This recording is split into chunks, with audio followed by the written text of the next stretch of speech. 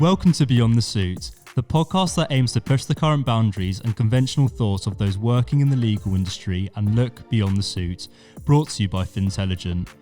I'm your host, Zac Green, and across the podcast, I'll be speaking to legal professionals from all levels and backgrounds, opening a new door for insight into the legal world. You can expect conversations from inspirational people that aim to advise and offer insight on the lighter side of the industry, from pointers on progression and words of wisdom to funny stories that break the stereotype. Let's look beyond the suit. Hello everyone, I'd like to give a very, very warm welcome to our very second episode of our brand new podcast, Beyond the Suit, powered by Fintelligent. In this podcast, we aim to have interesting conversations with people all across the legal industry and a few funny stories along the way. For this second episode, we've got a very, very special guest. He has been at this firm for just over a year now, climbed his way through and at the top of the industry and enjoying his journey so far, Mr. Chris Mills. And opposite me, we have the heart of team legal at Fintelligent, the managing consultant, James Noble. How are we all? Pleasure to be here. Yeah, absolutely. Good to see you, chaps. Excited and nervous at the same time. Absolutely. First podcast ever, so a bit of a new experience, but yeah, hopefully it'll be fun. Yeah, no, exactly the same. First one ever, so yeah, be gentle with me. I believe, James, I think it will be only right for you as the heart of the team to kick things off with Chris. Yeah, absolutely. So obviously me and Chris got a bit of a background sort of working together. So you've been at Shoosmiths for a year now. How's the journey been so far as a partner? It's been really amazing, actually. I would have to say that, obviously, but it's but on a serious note, it's been fantastic. It's I think it's everything and more that I expected in terms of the firm, in terms of the culture. The offices which we're in today are obviously amazing, and the team, they're just generally really, really lovely people. From my own perspective, obviously, it's a bit of a step up in my career, sort of that partnership level. So there's been a few obvious, learning curves for me this year, having to do new things like manage a team and be involved in the actual management side of the business, which is all very new, but it's been a bit of a steep learning curve, but it's been a really fun first year. I mean, yeah, you've certainly got an exciting journey of which we're going to explore, and hence the basis of this podcast. But if you could tell us a bit about your area of law and how it ended up as your specialty. Wow, so without getting too much detail, I'm a banking lawyer. No one wants to hear about that. But and I'd love to say that there was a really, really interesting and fun story about how I fell into it. But the reality is it was probably, I think, as you know, when you qualify as a lawyer, you do 4 training seats, 6 months, 6 months, 6 months. It just so happened that my very first seat was into banking. I think I was first week put onto a deal that had been going on for the best part of a year, and I was parachuted in very last week. I think I did an all-nighter on my first week in the job, and so just straight away felt part of the team, felt sort of, a bit sort of rabbit in headlights, but it was a sort of short, sharp introduction to the team. But because that deal was particularly a big fee-winning deal, and it'd been going on for a year, the celebratory drinks after it were pretty special. So I think I was probably just a young 21-year-old that was sort of caught up in and sort of loved the banking world from the start, really. So yeah, I ended up qualifying into banking after that, having spent a really good 6 months there. Nice. And I know recently, I believe you were in Cannes, not for the film festival. I don't think that would cover the firm budget or allowance for that. But you were at a conference. Can you talk us through sort of what the details of that was and just your experience in general? Yeah, not the film festival, unfortunately, and also not the adult entertainment festival, which is the week after. So no, we were there for what's called MIPIM, which is it's sort of like the property get together for all types of professionals in property. So not just lawyers, you've got your valuers, you've got the insurers, you've got the investors, and it's people from all over Europe. So not just the UK. So you've got Italy, France, everything. So it's just everyone in the same place for a week basically in Cannes, which is pretty nice. It's pretty intense. I think your day starts at sort of 8 a.m. with business meetings, and can run all the way through to sort of 10, 11, 12 o'clock at night, and then repeated 4 times. But you can't. It's a bit of a difficult one to try and get sympathy from your associates back at the office or your missus at home when you come back with a suntan. So it's a bit of a tough one. But no, it was a great week, and probably the only time of the year that everyone in the whole industry is in the same place. To be honest, I can resonate a little bit. Like me and our CEO James and a couple of other people from the business actually went to a similar sort of thing in Miami, but for the recruitment industry. Yeah. And yeah, it's a very intense sort of like 4 days. A lot of recruiters everywhere. Yeah.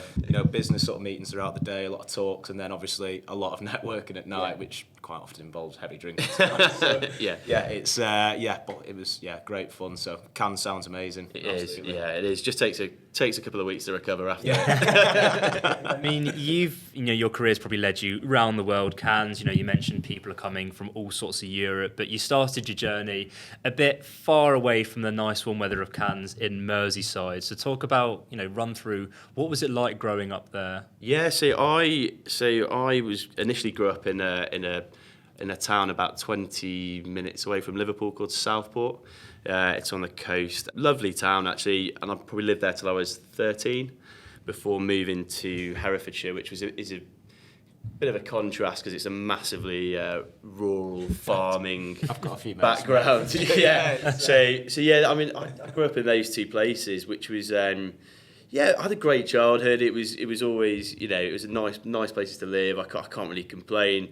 I guess there was just a big difference between the two. So obviously Southport's a very seaside, quite northern town, and then Herefordshire's obviously right in the middle of the country and very, very rural. So that was quite a big contrast as a 12-year-old. But no, both lovely places. So I definitely can't complain about that. You seem to have left the accent back up north. Yeah, that got beaten out of me in Hereford.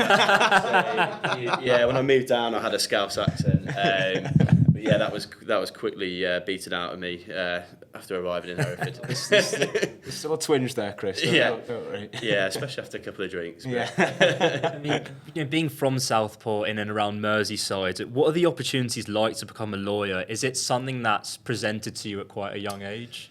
Good question. I think probably, if I'm completely honest, back in the day, I think going into law was probably seen more as a kind of home counties, Oxbridge kind of thing. That's certainly, maybe that was a wrong impression I had, but that was certainly an impression that a lot of me and my friends had growing up in that sort of, in the North and in the Midlands. But I think, and actually only two of my whole friendship group from school and stuff ended up going into law.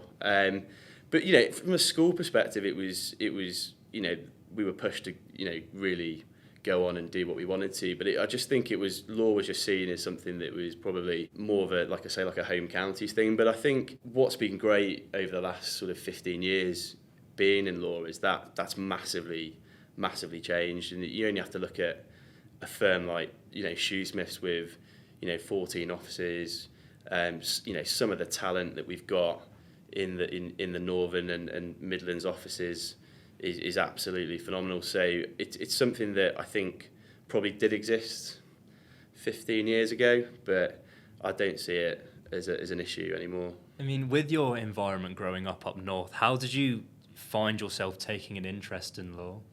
Do you know what? Again, it's probably, I don't really have a fun story in terms of, I loved Ally McBeal, so I wanted to become a lawyer, or A Few Good Men being my favourite film. It wasn't really like that. It was more, I guess, like every other 16 to 18-year-old, when you're having to make those life decisions, you've absolutely got no clue really what you want to do with the rest of your life. I'd say very few 16 to 18-year-olds do. So I think for me it was more a case of hedging my bets at that stage. So I kind of liked economics and law, and I thought, even if I did either one of those at university, if I didn't go on to pursue either of them, then it's still a good degree and it's still got skills that are transferable into industry. So I think it was, if I'm answering that question completely honestly, it was more of a hedging of a bet at that stage. I then went on to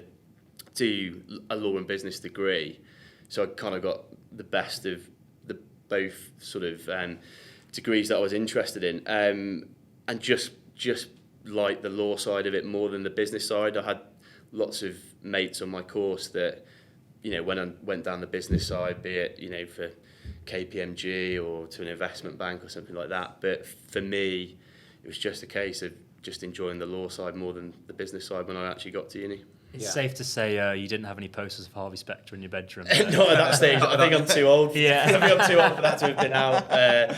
Maybe Robert Downey Jr. and Ali McBeal or something like that. I think what you were saying before about obviously, you know, not really knowing what you're doing you know, in your life between the ages of 16 to 18. Like, you know, actually in the last podcast episode, James and Zac and Cara were talking about, you know, should law be introduced, you know, a little bit earlier in the curriculum, to give people a bit of a taste for that career path, which, you know, was sort of a very interesting point that I think, you know, we all sort of agreed on that, you know, maybe it should, like, not maybe at an incredibly detailed level, but, you know, as an option, because I think from my perspective at that age as well, you know, you get to, you know, making these big decisions. You don't really know how they're going to impact your life, because you think, right, well, I need to pick 4 things at a level. Yeah. You know, sod it, I'll go with I'll go with whatever suits me best or what I'm good at. So I think I think, you know, the way that things, you know, probably do work in, you know, this country probably do need to be maybe changed a little bit sort of moving forward to give people, you know, a better sort of outlook on, you know, what their life looks like in front of them. Because I did economics, but then I realised that I didn't really want to go into doing, you know, an actual finance job at the end of it. So, you know, I was much better at sales and you know, other areas. So it's, you know, it's one of those things which, you know. Yeah, I fundamentally agree. I mean, I think that goes back to the whole schooling system. I mean, you know, do people in real life, you know, use algebra on a day-to-day basis? I actually used it on the way here, to be honest. I stand corrected. Just doing Pythagoras. But you know, like things like law and other things like accounting or subjects that you can literally go straight into a job from. And I think, you know, actually all these apprenticeships and bringing people into different industries at a much earlier age is actually really beneficial. I think also as well, like you know, there's a few other different programs for people to now becoming, you know, a solicitor than there has been previously. You know, obviously the training contract model is you know, obviously like a tried and tested approach, but you know, I think it's, you know, there's a few things which have changed in the industry on a wider scale that, you know, have made becoming a solicitor more you know, well, I suppose easier and more accessible to a wider range of people from different backgrounds as well, which is... Has to be, that has to be the way, and it has to keep going that way. I mean, some of the, you know, you're just missing out on such a huge talent pool if the only way you can get into law is by being at a top 10 university, getting a 2-1, going to law school. I think you're missing out on people with other skills that might not just be academic, because, you know, a lot of our job is academic, but there are lots of soft skills that aren't taught at universities and you know, law school, and actually you can only at the moment learn those on the job, and you have to be, it's not all about academic skills. So I think the more of these sort of programs, the better talent pool you'll get, and you know, the more people that will come through. So very much in favour of that. Yeah, definitely agree with you. I suppose on that topic, would you say that you had a fairly conventional path to becoming a lawyer? I probably did. Rather boringly. I mean, like I said to you, at school I didn't really know that I wanted to be a lawyer or what I wanted to be. So, like I say, I hedged the bets with a law and business degree. And then during university, quite liked it, started to go on vacation scheme and, you know, all those sort of 2-week experiences at various different law firms. So you get a bit of a flavour of the firm, and they get a flavour of you. And then if you're lucky, you obviously get an offer at the end of that 2 weeks. And then you go to law school, and then you start your training contract. So unfortunately, chap's probably about the most conventional route into the. What is something exciting there? I suppose one conventional bit is your time in Hong Kong. Yeah. How was that? Well, yeah. Well, I was actually quite a senior lawyer at that point. But yeah, I've been lucky enough in my career to go to a couple of places abroad. I went to Bucharest in Romania as a trainee, which was great fun. It was just after communism. It was a really exciting time there.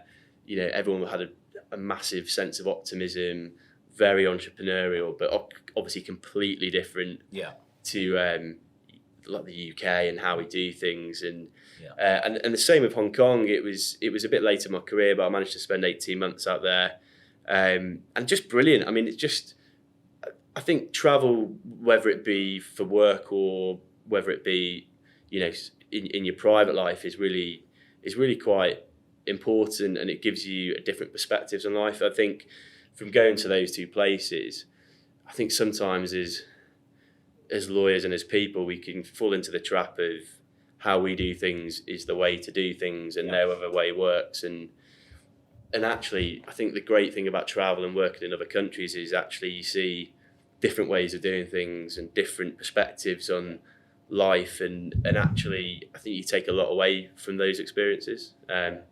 I think I just wanted to say really quickly, obviously, you've had time in Hong Kong and Bucharest, but do you see you're going over there to do a job? So does it unfortunately take away your time of actually really enjoying the country because you're so focused on the work? Not really. If I take Hong Kong, for example, I actually went over at quite a busy time. So the first 3 months of the 18 months was pretty intense work-wise. I didn't really get to go out a lot. The good and bad thing about banking law in particular is it is peaks and troughs. So you are extremely busy at times where you might work late, you might have to do the odd weekend, etc.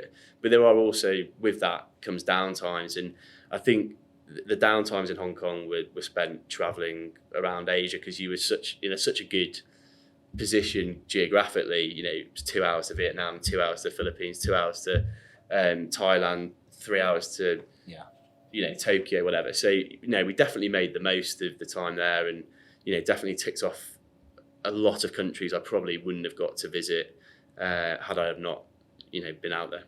Yeah, no, it sounds ace. I suppose the next question I wanted to ask, obviously starting off as a junior lawyer and working your way up to partner, sort of aside from your career, I mean, what sort of out of office struggles sort of did you have coming through? Yeah, I mean, I guess the biggest troubles, are just the fact that when you're in those peak times I was mentioning just a moment ago, it is a pretty intense job at times, and it does require a lot of your time, a lot of your energy. And I guess if people aren't in that industry, or they don't get it, or they don't understand why you've got to cancel a dinner with an hour before it, or they don't understand why you've had to cancel your weekend plans, or they don't understand why when you've got home you've not really got much left to give because you're tired. That's quite hard. Just finding that sort of work-life balance initially, but I think as you become a bit more confident, you become a little bit better at your job. You're a lot more confident. You start to progress. You can push certain stuff down to other juniors. I think it becomes easier and easier, but I think definitely I seem to remember, especially the year after I qualified, so like the first year as a newly qualified, I think that was probably even making partner was probably more of a steep learning curve that year than any other year in law, actually. So I've always got a lot of time and patience with newly qualified, because it is a big step up. Suddenly you don't have that safety blanket of being a trainee. You're suddenly a lawyer now, and people expect different things of you. So I think that it's just getting that sort of understanding out of office that it can be a tough job at times, and You might miss the odd night out. I think that's probably the toughest, toughest thing out of work to deal with. No, definitely. And I think comparing your start as a lawyer, all those years ago, not to make it sound too old, but, now you're a partner and you kind of see people starting their careers in training contractor and form of a junior associates. What are the similarities and differences you can see on how you started your career as opposed to how people in your team are starting theirs? Yeah, I think fundamentally the biggest similarity is the job's the same, right? I mean, especially in what I do, the law doesn't tend to move on that quickly. A loan agreement's still a loan agreement. The job itself doesn't really change. That is the bit that kind of does stay the same. The skill set required to do it, the hours, that sort of thing, all the same. I think the biggest differences from when I started are probably things like technology, being contactable 24/7 now, probably the working from home thing, especially following COVID. That's a huge difference to sort of having to be in the office 5 days a week. And even things like LinkedIn, that just wasn't around as a platform when I was starting out. So I always feel that actually juniors now are so better informed than I was when I was coming through. They know, they've got much more access to information. They've got more access to peers. People post their journeys on LinkedIn, and I think when people are struggling, they can relate to those stories. I just don't think any of that was kind of available when I was coming through, and I think it's a better place for it, to be honest. Come up the hard way. Yeah, exactly. I think I can also resonate with that. Like when I first started doing, this job, there was no working from home. Like we obviously had the tech. Yeah. Zachary over here has never experienced like 5 days a week in the office. Born in luxury. I did it the other day for the first time in a while. Did the whole 5 days in a week, and honestly, I almost collapsed through the door. I don't know how he used to do it every week. Is there anything outside of the workplace that junior lawyers can be doing to optimise, their environment for when they step into a firm? I think nowadays, as a very junior lawyer, I think the main focus is on doing the job well. Right, undoubtedly, that hasn't changed over my time in law. I think the early years, it's all about focusing on the work, getting it right, being a team player, working hard, perfecting your craft. I think the thing that's changed in law, again, probably for the better in the last few years, is actually that's probably not going to be good enough to get you to the top alone now. It's very rare that you would get promoted just off being a great lawyer. You have to have the soft skills. You have to be able to interact with clients. You've got to be able to have some form of management skills. You've got to be able to, give presentations, things like that. So I think my advice to junior lawyers would be, it's never too early to start perfecting those skills. Don't wait till you're a senior associate before you start getting the training and start practicing that and start meeting clients. Try and perfect those skills as early as possible. For people who, obviously inevitably will get more senior in their career as a lawyer, could you detail the process of getting to that senior associate level and what things can you do to get yourself there and put you on the right track to partner?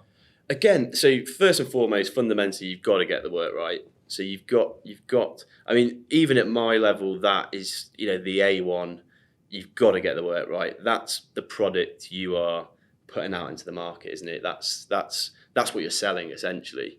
So without that, kind of everything else falls away. So getting that right, getting the experience, trying to get on the more complicated deals, asking the right questions, going to the right training sessions is absolutely key. But like I say, it's all about, again, going back to it, it's all about the sort of perfecting these soft skills as well. Nowadays, you've got to have a business case to be a partner. It's very difficult to sort of start that as a 10-year qualified leading up from, having a 2-year lead into, you've got to be thinking about that really early, if that's the path you want to go on. If you want to become a partner, obviously not everyone does, and some people are very happy to sort of stay at senior associate or legal director level, and that's brilliant, and you need those people for sure. But if being a partner is what you want to do, then you've got to think about, your business case, your clients. So things like secondments are brilliant. So going out on client secondments for us, so we've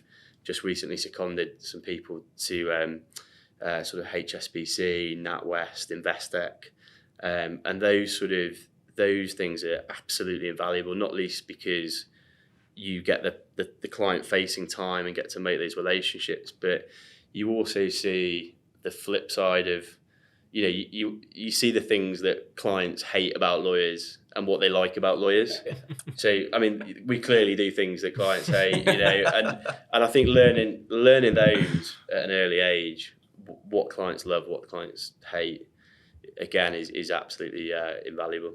Yeah, puts you in a good position, doesn't it? To really, make the most of it. Next question, Chris. So I'm obviously quite well informed about this one, but could you run through the period of coming up to partnership, and how did you know it was the right one to make, and how did it impact your personal life? Without bigging myself up too much, I always knew that I wanted to be a partner, and I always backed my soft skills that we just discussed. I've always been quite client-facing, even from a very, very junior lawyer, and I've had really great mentors that have encouraged that and dragged me along to client meetings and client events and lunches and stuff, and that's always been part of my journey. I think even from a very early stage, I knew that that's the path I really wanted to go on. But yeah, I think, so the honest answer is, you get to a certain level really, and really the next step is making partner, and I think it's probably one of the biggest steps. I think getting a training contract is really difficult. Yeah.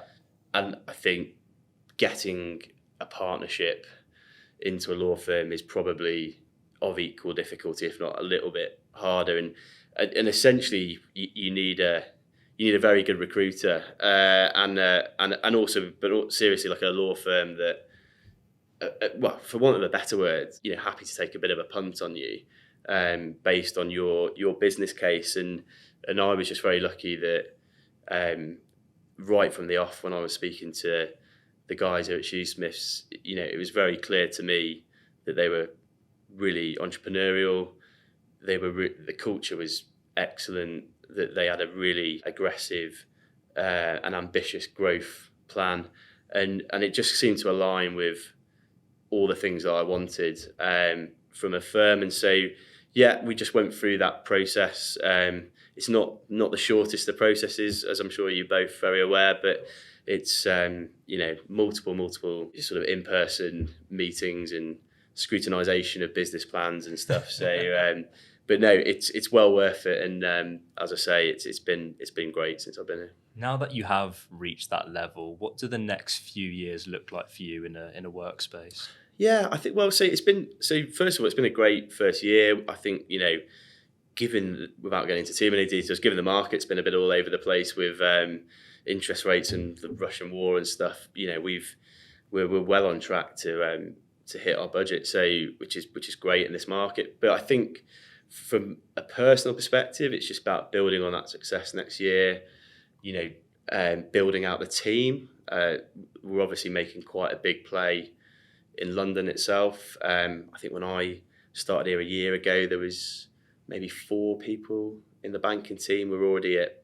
8 or 9. We'll almost certainly bring more people in next year as well. So it's, whether that be organically through, trade NQs and stuff, or laterally, but it's about building out the team. It's about, really trying to fit into this firm strategy of growth, and just getting my head down and working hard, really. It's such, like, being partner, receiving that title was obviously such a major achievement in your life. But looking beyond work, how has that title allowed you to change your life outside of law? And do you have any sort of other aspirations, maybe non-work related, that you want to strive to? I don't think it's changed my life out of work.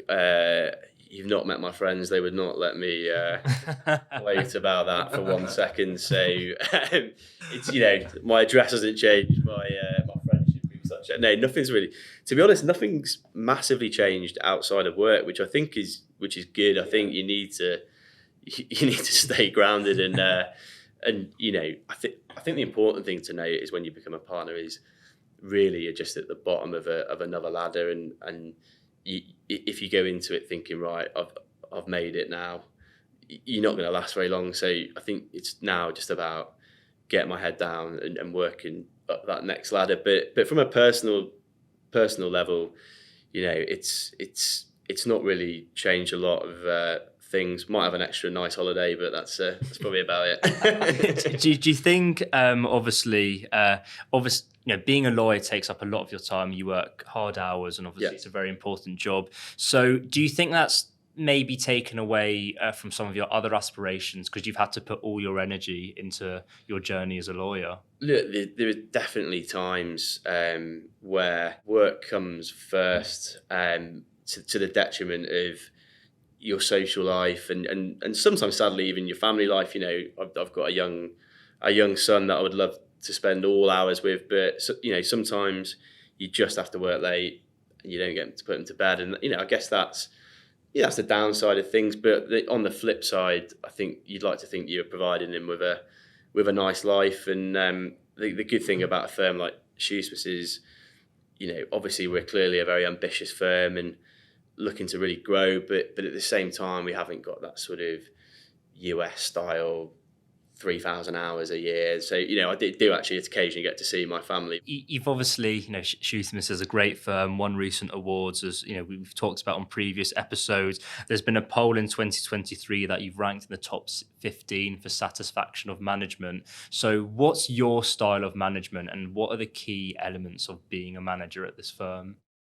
So I think management's an interesting one. So I think that's one thing I've actually paid attention to as I've gone through my career is what managers have I really enjoyed working for, and what managers have I really not enjoyed working for, and why haven't I enjoyed working for them, and why I have. And I guess you just kind of try and mould a style around each and every one you work with.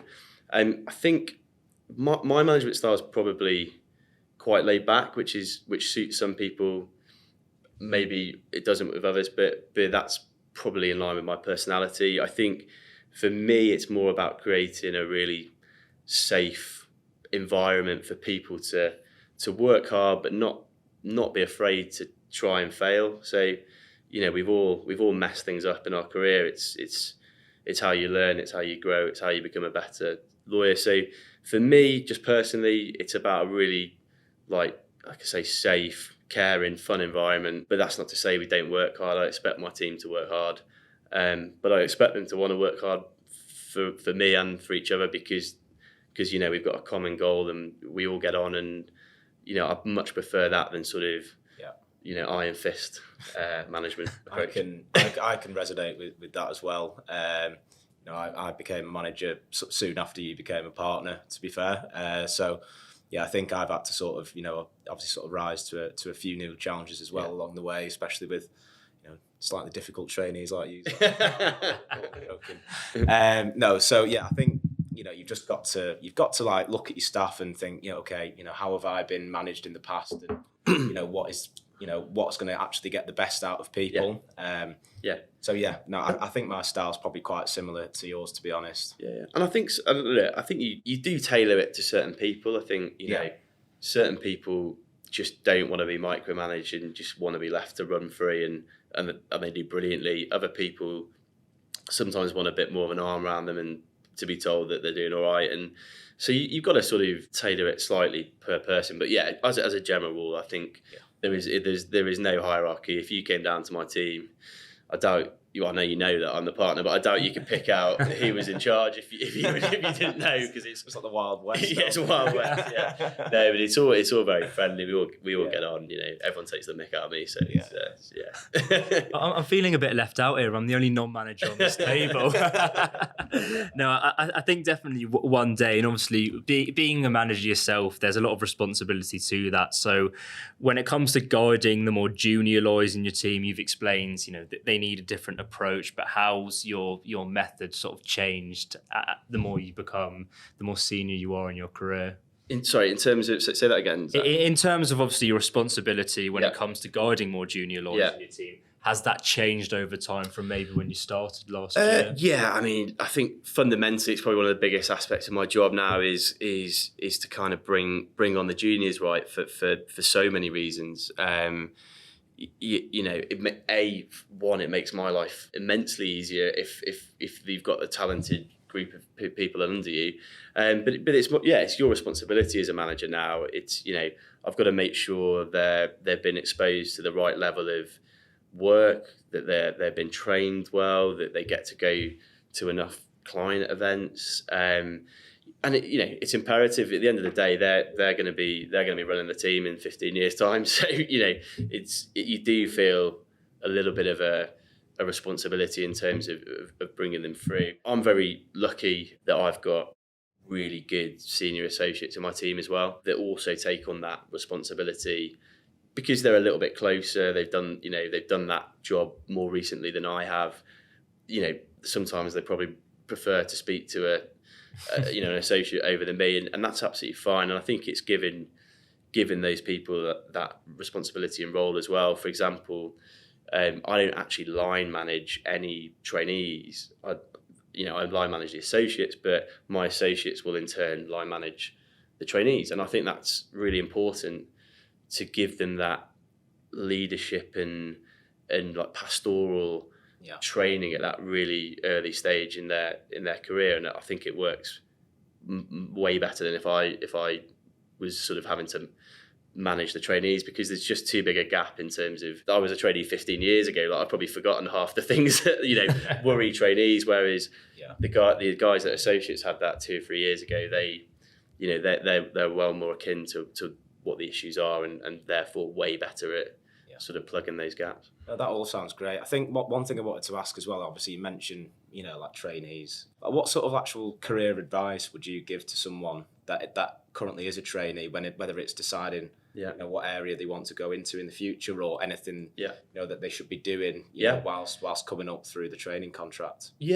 Good question. I think first and foremost, keep your mind massively open. I mean, I did not think I was going to be a banking lawyer. I thought, I think as with most university graduates or law school graduates, you come out and you want to do the sort of the sexier legal things like your employment law and the sort of litigation stuff where you're going to court, and I think it's probably a mistake to sort of have a preconceived idea of what you want to do, because actually, when I did do a litigation seat, I just generally didn't really, it wasn't for me, so I think first and foremost, keep an open mind.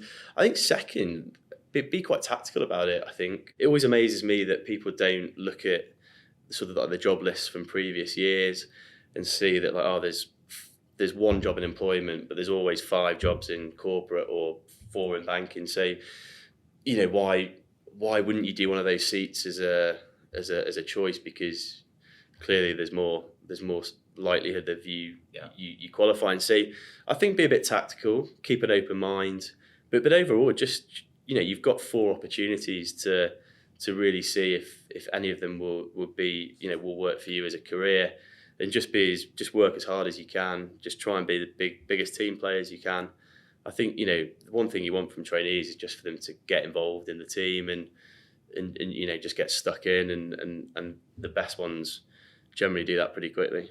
Would you advise that all trainees go to Hong Kong and Bucharest to learn life experiences? I mean, look, unfortunately, we don't offer that yet at Shoosmiths. Not to say that couldn't happen in the future, but look, travel is a great opportunity, but I think the good thing about here as well is that you obviously work cross office quite a lot. It's just how we work. I'm constantly up in Manchester and Leeds and Birmingham, and so I would advise people to sort of go amongst the offices, and like I say, if you can do your travel as well, even if it's just on a personal level, it's I think it's a great thing.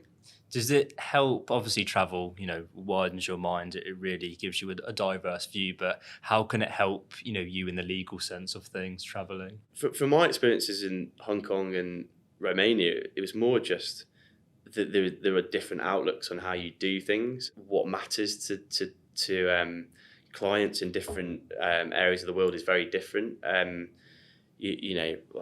In Hong Kong, for example, it's I probably won't get shot for saying it's a bit more Wild West, and you kind of, the documents are a bit more, and the negotiations are a bit more like that. It's a bit more, you can go to some pretty fun negotiations where there's a lot of shouting, mostly in Chinese, and I've had to have translators, like translating someone swearing at me, and they very politely declined to actually say the swear word. But no, I just think it's, I wouldn't necessarily say it brings on your like legal drafting or your technical abilities from an English law perspective, but I just think it gives you a much more wider perspective on things that matter and don't matter to certain clients. Nice. Well, I think, with all that being said, it moves us nicely onto our next segment, which is a very, very exciting one. For those of you listening who don't know, we run a segment on this podcast called Click to Agree. It's essentially a part of the podcast where myself and James across from me will be reading out statements to Chris in both would you rather forms or blunt statements, and he will choose or not whether to agree or disagree. This can be in form of one word, or he can provide a background to it, whatever he deems fit. I'm sure we've been talking at him for a while, so he'll probably just want to answer with one word or so, but I think myself and James are going to go one by one and just get into it. So the first statement we have for you to agree or not is AI is the future of law. Ooh. It's a tough one. Disagree. Do you not think it's gonna? I think be it's integral. I think it's going to play a big part, but I still think that it can't do everything that a physical human lawyer can do, especially the client-facing relationships side of the business. Yeah. Is that a ploy just to say I'm still useful? Yeah, please don't get rid of at least for the next 10 or 15 only years. been a partner for a year now. Fantastic stuff. Current NQ salaries will double in the next 10 years. Ooh, based on the previous 10, I should suspect we'll be pretty close to it. Yeah, I'd tend to agree with you as well, to be honest. Yeah. But unless there's another global meltdown in Yeah. 5 years, everything resets to zero. Yeah. Using bottle caps to pay for things. Well, the NQ salaries are definitely over double when I started. So yeah, there's a good chance, I would say. that would be it certainly encourage more people to become lawyers everywhere, I think. And this is a bit of a controversial one, but lawyers should work weekends. Disagree as a overriding statement. I think you should only ever work late nights or weekends if it's absolutely imperative to the deadline / client needs. I don't believe in any of this FaceTime working weekends as a badge of honour or any of that, but if it's an absolute must, then you should. But as an overriding statement, definitely not. Fair enough. Hybrid working is here to stay. Agreed. Yeah, strongly agree with that as well. Yeah, I think it'd be very difficult to sort of take away that that benefit from a lot of people, because it does just suit. I think it's massively helped with so many things in terms of making it easier, with people with kids to sort of manage that. Yeah. And therefore, again, it's going back to that talent pool. It just means that your most talented people have a way of staying in the industry longer, and that for me can only be a good thing. Your life becomes easier the more you progress in your career. Probably false. I think I think it's a bit of up and down. I think you can, as I said to you, I think the first year after becoming an NQ is the hardest year, and then it probably plateaus a bit, and then as you go for senior associate it gets harder, and then probably plateaus a bit, and then as you get to partner it gets harder. And one of my old mentors said the the 2 years leading up to partnership and the 2 years after becoming partner are always pretty difficult, hard years. But yeah, I mean, like with anything, I guess the more you do something and the more used to a role you are, I guess the better you become at it, and therefore it probably gets slightly easier. It's a double-edged sword. It's just the statement is it's just hard. Yeah. If you had to choose one, would it be dress down Fridays or work from home Wednesdays? Dress down Fridays. Yeah. Yeah, I actually genuinely the one thing about, and I was discussing this with some of our team earlier. I think the one thing I miss about the agile working since it's come in is the Friday sort of feeling at work. Yeah, you used to have everyone would sort of socialise, even if it was just for one after work, or you had that Friday feeling. Everyone was at work, discussing weekend plans, and I always used to think Fridays had such a buzz about the office, but I think now.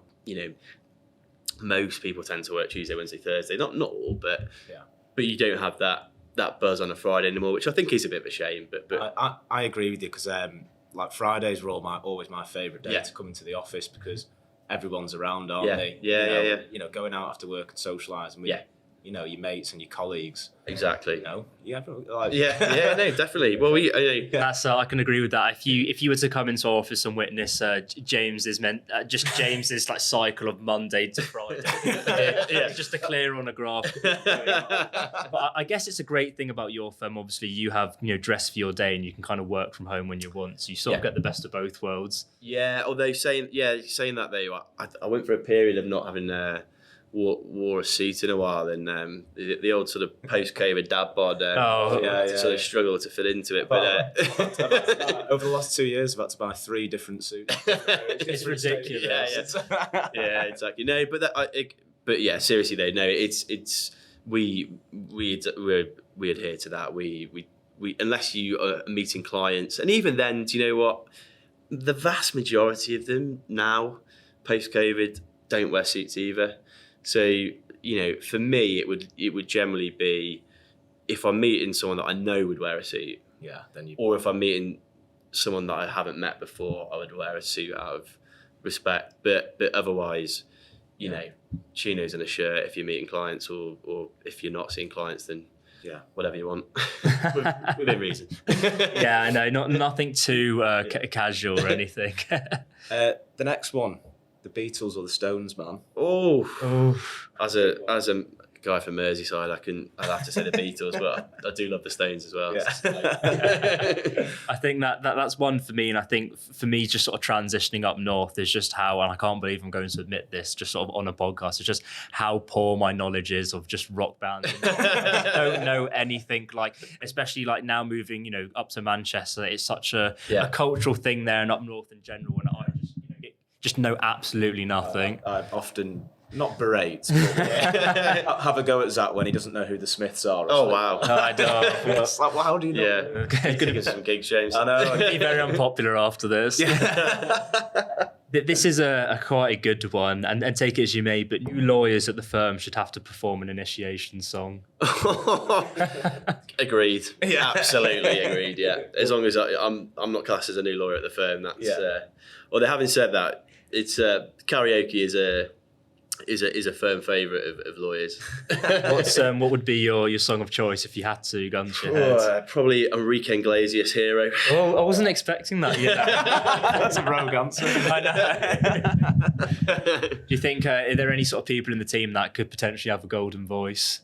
Oh, yeah, I reckon so. There's definitely, it's always the ones you don't expect. The quiet ones. Yeah. Belt out some sort of Pavarotti-esque number.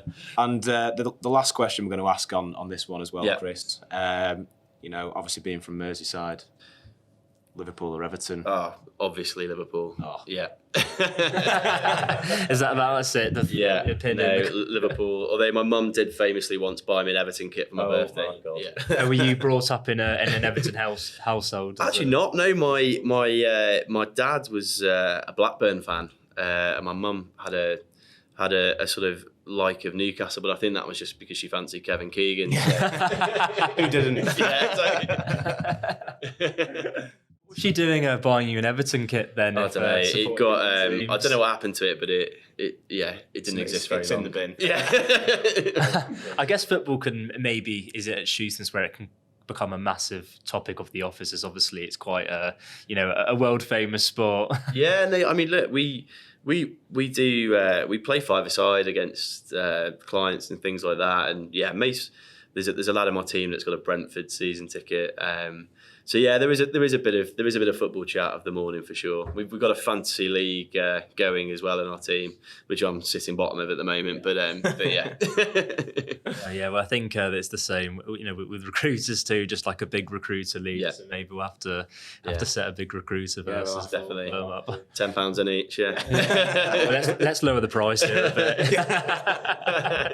No, and I think that obviously that's done with the segment. But moving on to our last question, which is a question that we will always be asking on this podcast, so get used to it really. For those listening at home, is obviously playing on from the popular show Suits. Harvey Specter and Mike Ross are two key characters, and in the earlier seasons, Harvey often likes to question Mike. What would he do if a gun was at his head and his back was against the wall? So I'm going to share that question over to you, and I'd love to hear a great answer.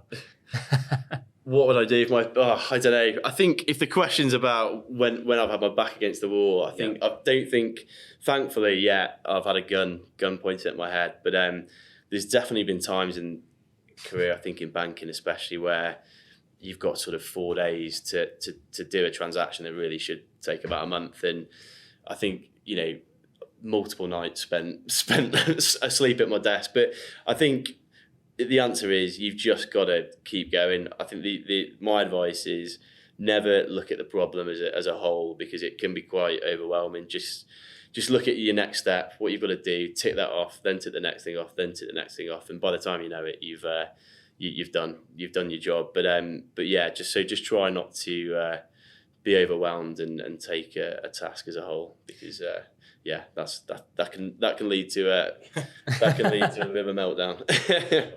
No, for sure. I mean, that was obviously a fantastic answer, and we really appreciate your time, coming on, Chris. It's been an absolute blast. Moving forward beyond this podcast, where can people get in touch with you and find you? And have you got any news that you'd like to share that could be coming up?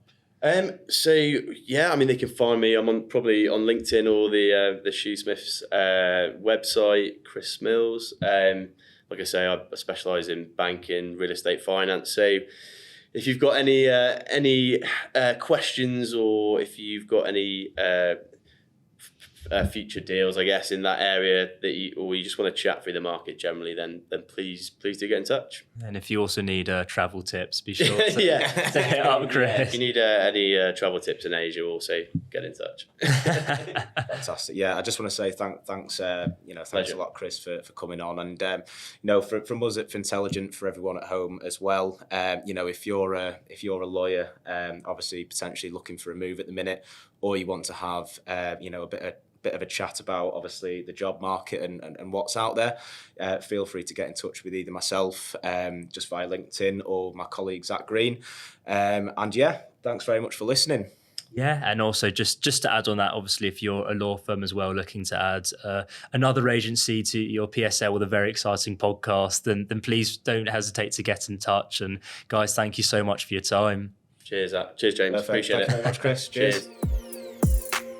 Thank you for listening to Beyond the Suit, brought to you by Fintelligent. If you enjoyed this episode, please be sure to subscribe, like and leave a review. Every time you do, it helps others find the show. If you're interested in finding out more about Fintelligent and how we can assist you in taking the next step in your legal career or making your next exciting hire, head over to fintelligent.co.uk. Join us next time for more insightful conversations on Beyond the Suit podcast.